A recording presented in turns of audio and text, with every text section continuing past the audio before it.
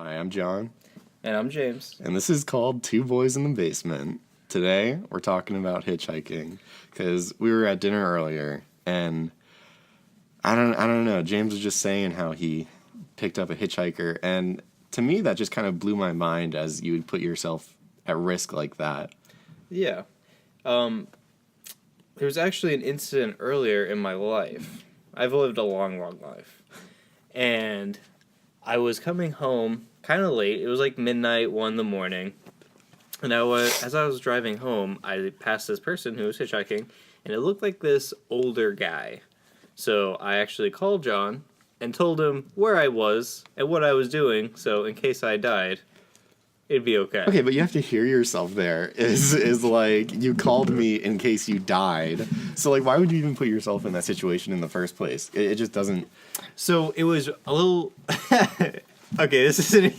Now that I'm going to say this back to myself, it's not a great reason, but it was a little rainy out.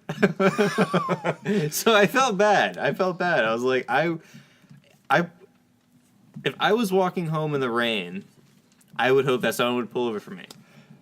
Okay, but then you have to think, what situation was this madman in the rain for at night? This is true. Was she walking home from a Whoa, I never got to the part of the story where I said it was a girl. Slow down there, cowboy. I mean, it's not even... Okay, go ahead. So I called John, and I say, hey, I'm going to pull over this person, may get murdered. If I do, here's my location and what I'm doing. So I pull over, and what I thought was a guy turns out to be a girl. Pretty cute, actually, coming home from a bar. I assume she left her car there or something. I'm not really sure. And she was probably like a 5-minute walk back to her house after probably a 30-minute prior walk. So I drove her home.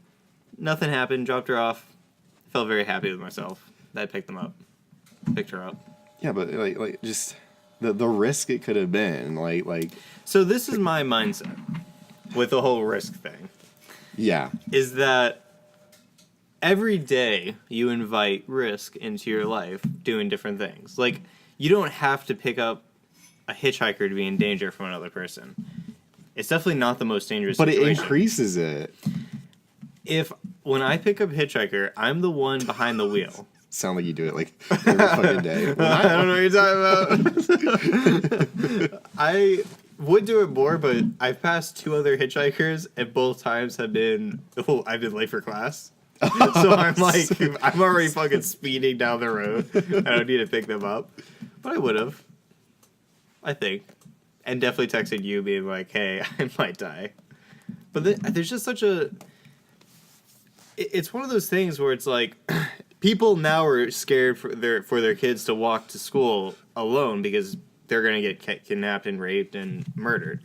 That has always been a threat. It's just recently been, in the past several years, been in the news and been like, don't do this. I think the same thing with hitchhiking is everyone assumes like every time you pick a hitchhiker up, you're going to get murdered. Which is not true. That's like 0.0001% chance you get murdered. Yeah, where are you getting these statistics from? JamesBullshit.com?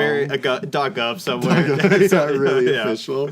Yeah, official.gov is actually what it was. So really good reliable. Stats. Yeah.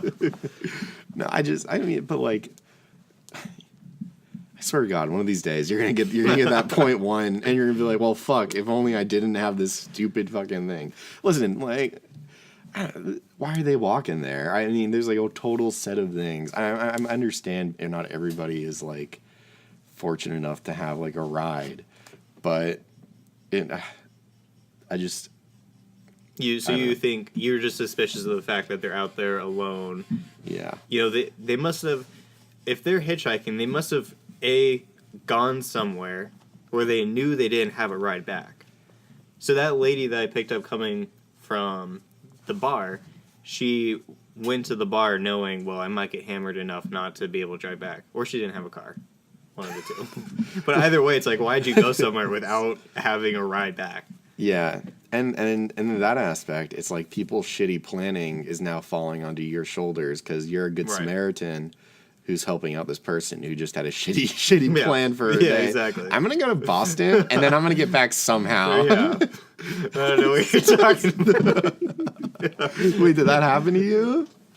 Well, yes. You went to Boston and didn't know how to get back?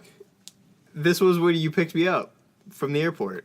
Oh, well, no, that was like planned. That was me getting on. So I went to Georgia, very late in the vacation of my parents to go see my grandma. And so I bought the tickets. I was in Georgia the whole time, but because I bought the tickets so late, they were like 2 a.m. Yeah, I think so. Yeah, I think I boarded the plane to come back at like 11 p.m.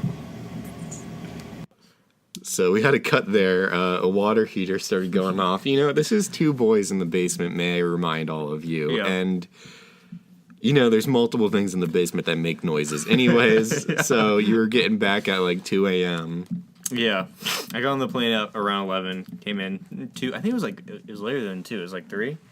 Yeah. So I got on the return flight home, not knowing how I was going to get back to my house.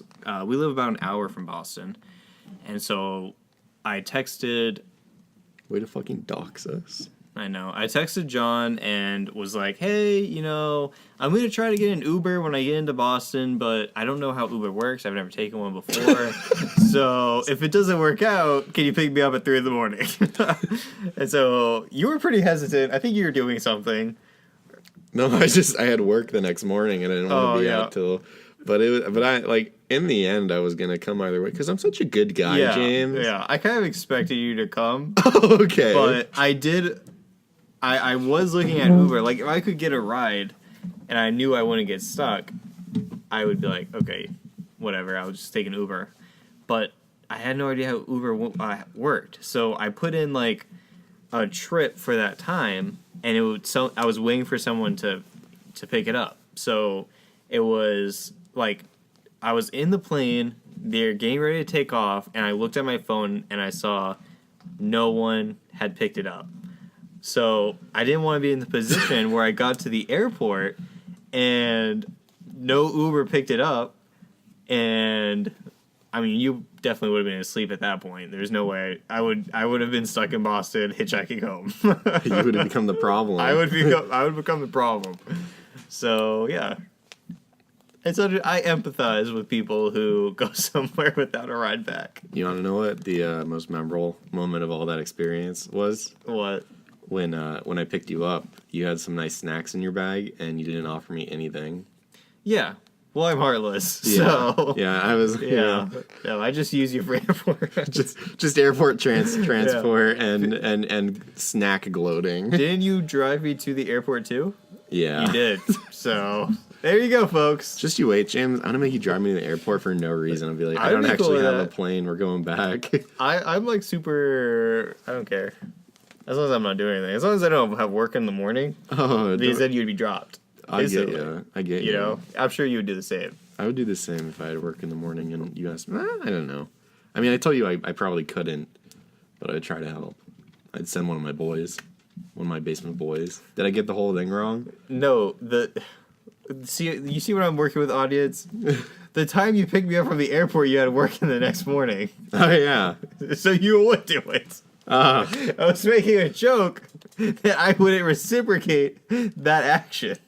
I would, though. So this has been Boys in the Basement. Two boys with a watering furnace. Wait, what's it called? A water heater. Yeah, so that. And so thank you for listening to Boys in the Basement with a water heater. Yeah, it's been a dream. Come on next week for something new that's not about hitchhiking. You got anything we want to say? Sure. All right.